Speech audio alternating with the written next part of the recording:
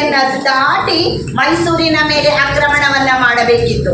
ಆದರೆ ಪ್ರತಿ ಹಂತದಲ್ಲೂ ಕೂಡ ಮರಾಠರು ಮೈಸೂರನ್ನ ತಲುಪದೆ ಅವರನ್ನ ಹಾಗೆ ಮಹಾರಾಷ್ಟ್ರಕ್ಕೆ ಹಿಂದಿರುಗಿಸಿದ ಶಕ್ತಿ ಎಂದರೆ ಚಿತ್ರದುರ್ಗದ ಕೋಟೆ. ಚಿತ್ರದುರ್ಗದ ಕೋಟೆಯನ್ನ ದಾಟದೆ ಮರಾಠರು ಮೈಸೂರಿನ ಮೇಲೆ ದಾಳಿಯನ್ನು ಮಾಡಲು ಸಾಧ್ಯವೇ ಇರಲಿಲ್ಲ. ಆದ್ದರಿಂದ ಹೈದರಲಿಗೆ ಆಪ್ತರಾಗಿ ರಕ್ಷಕನಾಗಿ ಇದ್ದವರೇ ಮದಕರಿ ನಾಯಕರು.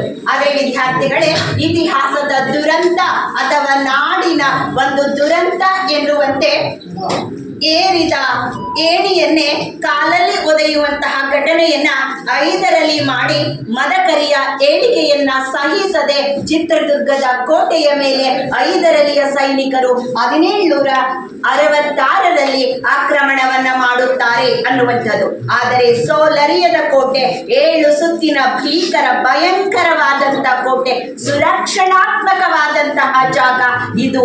ಒಂದು ನರಪಿಳ್ಳೆ, ಒಂದು ಪ್ರಾಣಿಯೂ ಕೂಡ ಕೋಟೆಯನ್ನ ಪ್ರವೇಶಿಸದಂತೆ ಇರುವ ಭವ್ಯವಾದಂತಹ ರಕ್ಷಣಾ ಕೋಟೆಯನ್ನ ಪ್ರವೇಶಿಸಲು ಸಾಧ್ಯವಾಗದೆ ಮದಕರಿ ನಾಯಕರನ್ನು, ಆತನ ಸೈನ್ಯವನ್ನು ಮುಟ್ಟಲು ಸಾಧ್ಯವಾಗದೆ ತನ್ನ ಜಂಗಾಬಲವನ್ನೇ ಕಳೆದುಕೊಂಡು ಚಿಂತಾಕ್ರಾಂತನಾಗಿ ಕುಳಿತಿದ್ದ ಹೈದರಲಿ ಈ ಸಂದರ್ಭದಲ್ಲಿ ಕುತಂತ್ರ ನೀತಿಯನ್ನ ಅನುಸರಿಸಿದಂತ ಹೈದರ್ ಕೋಟೆಯನ್ನ ಒಳನುಸುಳುವುದಕ್ಕಾಗಿ ಯಾವುದಾದರೂ ಮಾರ್ಗವಿದೆಯೇ, ಜಾಗವಿದೆಯೇ ಎಂದು ಅವಲೋಕಿಸುತ್ತಿರುವ ಸಂದರ್ಭದಲ್ಲಿ ಸಿಕ್ಕಂತಹ ಒಂದು ಸಣ್ಣ ಕಳ್ಳಕಿಂಡಿ. ಇದನ್ನೇ ಅನುಸರಿಸಿ ಹೈದರಲಿಯ ಸೈನಿಕರು ಕಳ್ಳರಂತೆ ಒಳನುಸುಳುವಂತಹ ಸಂದರ್ಭ. ಬಹುತೇಕ ಬೆರಳೆಣಿಕೆಯಷ್ಟು ಸೈನಿಕರು ಕೋಟೆಯ ಒಳನುಸುಳುತ್ತಿರುವಾಗ ಶಬ್ದವನ್ನ ಆಲಿಸಿದಂತಹ ವೀರವನಿತೆ ಓಬವ್ವ, ಸಾಮಾನ್ಯ ಕಹಳೆಗಾರನ ಪತ್ನಿಯಾದಂತ ಈಕೆ ನೀರು ತರುವುದಕ್ಕಾಗಿ ತನ್ನ ಗುಡಿಸಲಿನಿಂದ ಬಿಂದಿಗೆಯನ್ನ ತೆಗೆದುಕೊಂಡು ಹೊರಬಂದಂತಹ ಸಂದರ್ಭದಲ್ಲಿ ಕಂಡಂತಹ ಭೀಕರ ದೃಶ್ಯವೇ ಶತ್ರುಗಳು ಕೋಟೆಯನ್ನ ಕಳ್ಳರಂತೆ ಒಳನುಸುಳುತ್ತಿರುವಂತಹ ಘಟನೆಯನ್ನ ಕಂಡಂತಹ ಮಹಿಳೆ,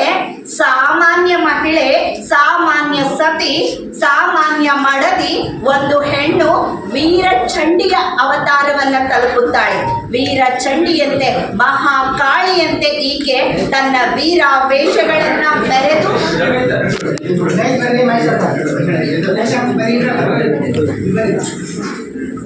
ಅಲಾಟಿಯ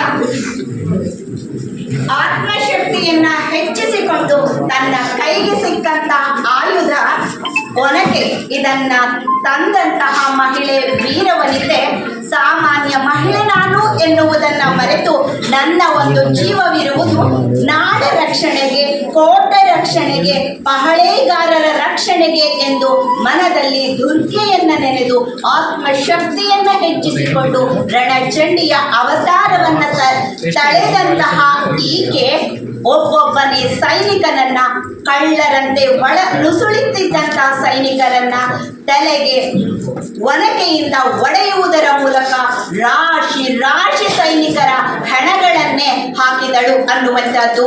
ಪತ್ನಿ ನೀರು ತರಲು ಹೋದಾಗ ಏಕೆ ಬರಲಿಲ್ಲವೆಂದು ಕಹಳೆಯ ಹನುಮಂತಪ್ಪ ಬಂದು ನೋಡಿದಾಗ ರಣಚಂಡಿ ವೇಷದಲ್ಲಿ ದುರ್ಗವನ್ನ, ಕೋಟೆಯನ್ನ ರಕ್ಷಿಸುತ್ತಿದ್ದಂತ ಪತ್ನಿಯನ್ನ ನೋಡಿ ಬೆಕ್ಕಸ ಬೆರಗಾಗಿ ಆಶ್ಚರ್ಯ ಚಿಕಿತನಾದಂತಹ ಈ ಒಂದು ಕಹಳೆಯವರು ಕಹಳೆಯನ್ನ ಊದುವುದರ ಮೂಲಕ ಕೋಟೆಯ ರಕ್ಷಣೆಗೆ ಶತ್ರುಗಳ ಆಗಮನವಾಗಿದೆ, ಸೈನ್ಯ ಸಿದ್ಧರಾಗಿ ಯುದ್ಧಕ್ಕೆ ಮುನ್ನುಡಿ ಬರೆಯಿರಿ ಎಂದು ಘೋಷಣೆಯನ್ನ ಕೂಗಿದಾಗ ಮದಕರಿಯ ಸೈನಿಕರು ವೀರಾವೇಶದಿಂದ ಹೋರಾಡಿ